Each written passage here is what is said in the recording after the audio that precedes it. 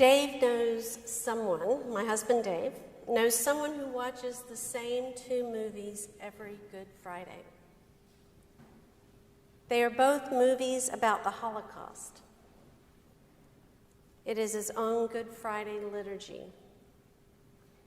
He finds in those movies an image of what Jesus' suffering on the cross was like.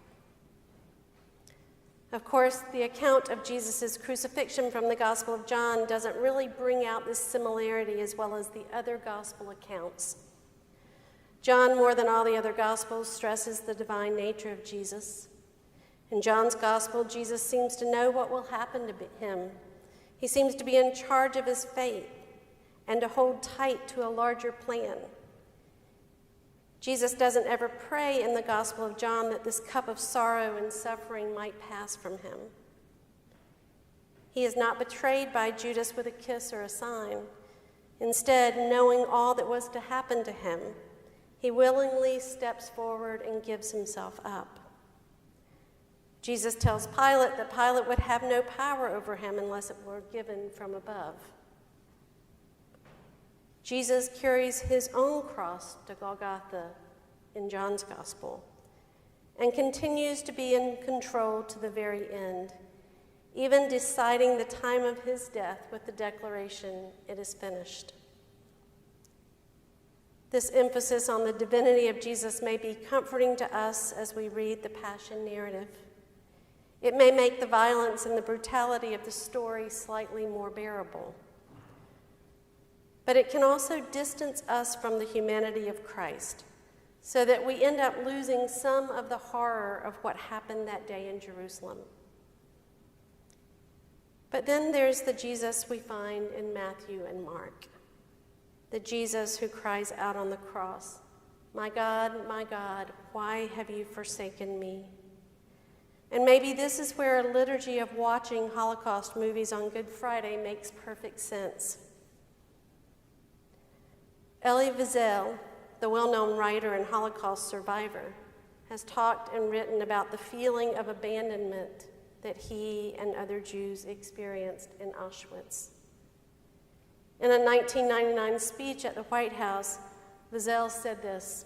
He said, "Rooted in our tradition, some of us felt that to be abandoned by humanity was not the ultimate.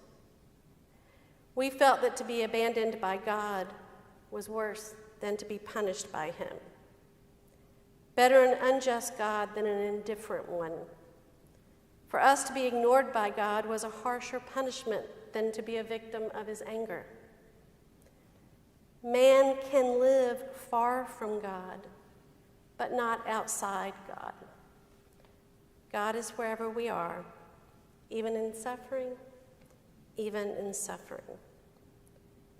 Now, Wiesel is not saying here that God used the Holocaust to punish the Jewish people or that God was actually indifferent to their suffering. What he's saying is that the time in the concentration camp felt like indifference. It felt like abandonment by God. And abandonment is worse than punishment, because punishment still implies a relationship, whereas indifference does not. And as Wiesel says, we can live when our relationship with God is stretched. We can live at what seems like a distance from God, but we cannot live completely outside of God. We cannot live with abandonment. God has to be present in our suffering too. As Christ hangs on the cross, we do see a difference. We see a distance between God the Father and God the Son. There is a separation that feels at that moment like abandonment. But it's not abandonment, not of Jesus or of the world.